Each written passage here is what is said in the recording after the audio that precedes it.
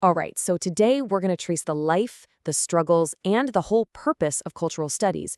But we're going to do it through the story of one of its most important thinkers, the one and only Stuart Hall. So, right off the bat, we're faced with a paradox. Cultural studies is a field that, well, it refuses to be defined. It resists being pinned down, put in a neat little box, or given some simple label. So, where do we even begin with something like that?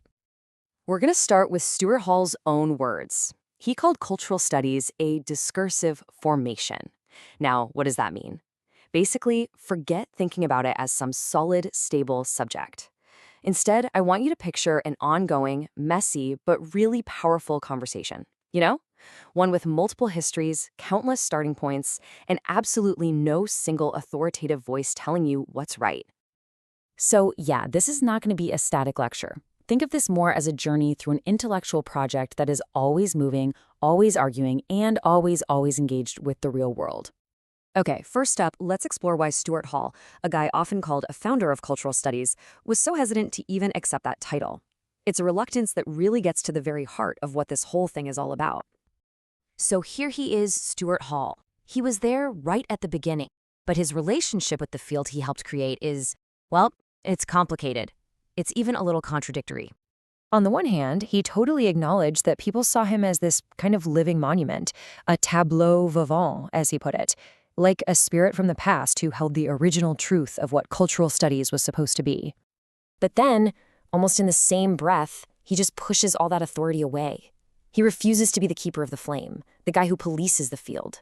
And this isn't just him being modest. It's a really profound statement about the nature of cultural studies itself. See, Hall insisted that cultural studies was a project, not a discipline. And that's a huge difference.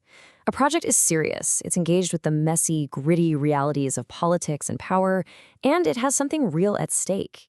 Think of it this way. It's a workshop, not a museum. It's a place where things are actively being built and argued over, not just displayed all neat and tidy behind glass. So next, let's look at how this project was really forged in struggle. Hall's journey began with a serious wrestling match with one of the most powerful ideas of the 20th century, Marxism. And Hall's metaphor for this is just so powerful. For him, theory wasn't something you just speak. It was a struggle. He called it wrestling with an angel, this powerful, illuminating, but also kind of dangerous opponent that you absolutely had to fight to gain any real insight. And this really shows you that wrestling match in action. On one side, you have everything that cultural studies was fighting against in Marxism.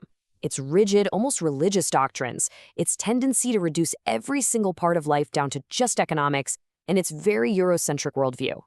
But on the other side, you have the crucial questions they just couldn't let go of. The global power of capital, the undeniable reality of class, and the urgent, desperate need for critical knowledge. So, to answer the questions that Marxism raised but couldn't really solve, cultural studies had to take what Hall called a necessary detour.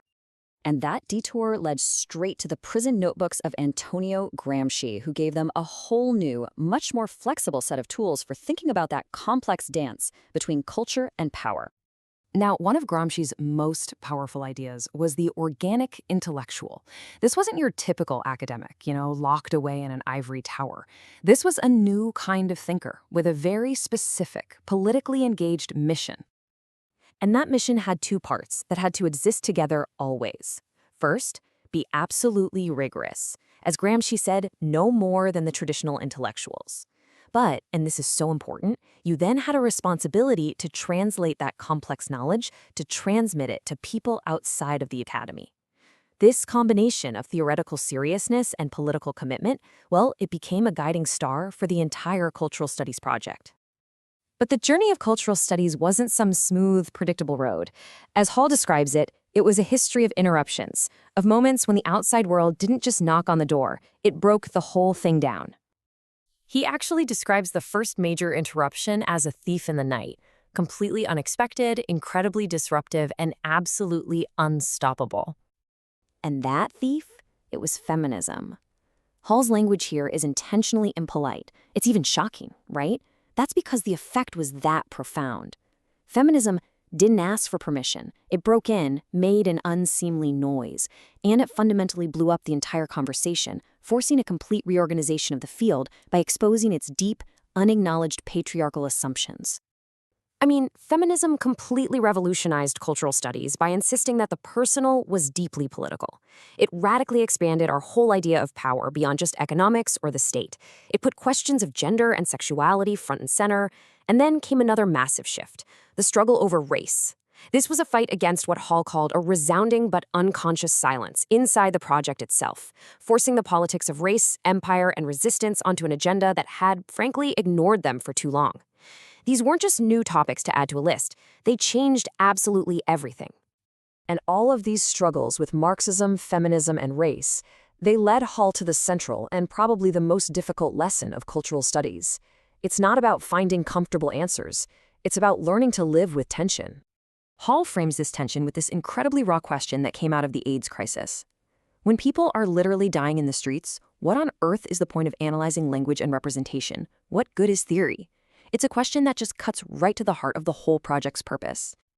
And this is the core of it right here. Cultural studies exists in that space, between these two worlds. On one side, you've got the world of the text, of language, of what Hall called the necessary delay of theory, that crucial time you need to think things through properly. And on the other, you've got the world of politics, with its urgent, screaming need for immediate action.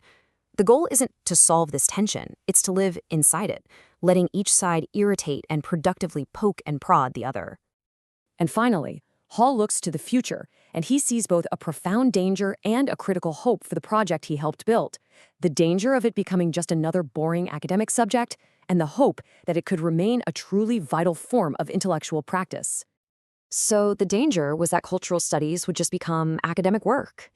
It gets institutionalized, it develops this theoretical fluency where people can talk the talk, but with nothing really at stake.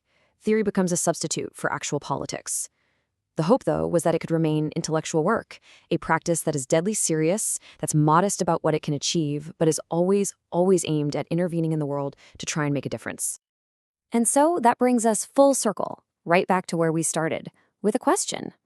In a world that so often craves easy solutions and clear-cut black and white certainties, what is the value of an intellectual project that doesn't promise you truth, but instead promises a permanent, irritable, and ultimately, maybe a necessary tension?